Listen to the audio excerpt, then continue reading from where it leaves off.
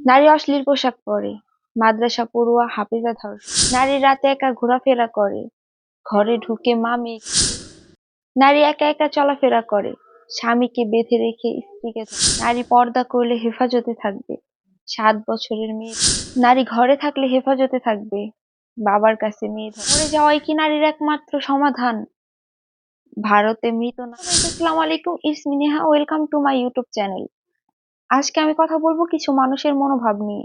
দর্শক, আমাদের সমাজে এখন অনেক মানুষ আছে যারা কথা বলে শুধু নারীদের চলাফেরা নিয়ে, নারীদের পোশাক আশাক নিয়ে। আসলে এই বিষয়গুলো তুলে ধরার জন্যই আজকে মূলত আমার এই ভিডিওটা বানানো।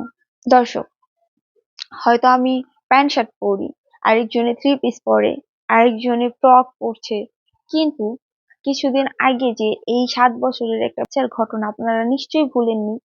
আপনারা বলেন সেই বাচ্চার কি করা দরকার ছিল? এই 7 বছরের শিশু মেয়েটার কি করা উচিত ছিল? ও কি পরবে? বোরকা? 3 পিস? আমি যতটুকু জানি সম্ভবত ওই মেয়েটা বড় একটা গ্রাউন্ড পরেছিল। একটা শিশু মেয়ে এর থেকে কতটুকু নিজেকে ঢেকে রাখতে পারে?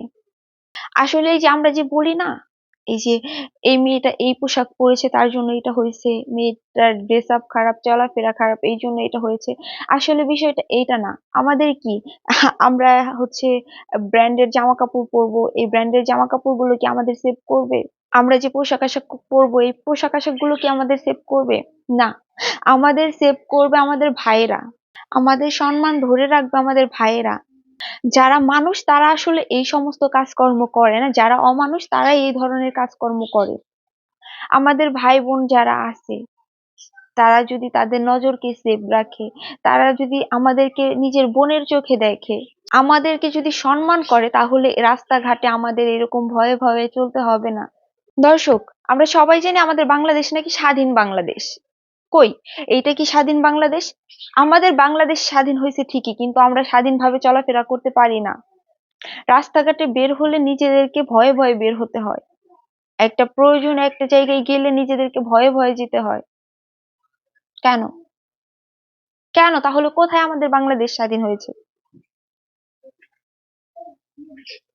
শুধু নামেই হয়েছে আমাদের বাংলাদেশ স্বাধীন, আসলে কাজে কর্মে আমাদের বাংলাদেশ এখনো স্বাধীন হয়নি। দর্শক, আমরা এই বাংলাদেশকে কিভাবে স্বাধীন বাংলাদেশ বলি, যেখানে একটা 7 বছরের মেয়ে নিরাপদ না? দর্শক, আমরা এইভাবে নারীদেরকে দোষ না দিয়ে আসুন সবাই মিলে হাতে হাত ধরে এর প্রতিবাদ করি। আমরা প্রত্যেক মানুষই যে যে যার যার জায়গা থেকে যেভাবে পারি রুখে দাঁড়াই। দর্শক, হয়তো এখন আমার কথাগুলো অনেকেরই কাছে খারাপ লাগবে, অনেকে আমাকে খারাপ কমেন্টসও করতে পারে। আপনারা সবাই কেন একটা কথা ভাবেন না, মা বোন আপনাদেরও আছে। আজকে আপনি অন্যের মা বোনের সাথে যেটা করবেন, আল্লাহ না করুক, একদিন তো আপনার মা বোনের সাথেও এরকম হতে পারে। সো সবাই ভালো থাকবেন, সুস্থ থাকবেন, যার যার খেয়াল রাখবেন।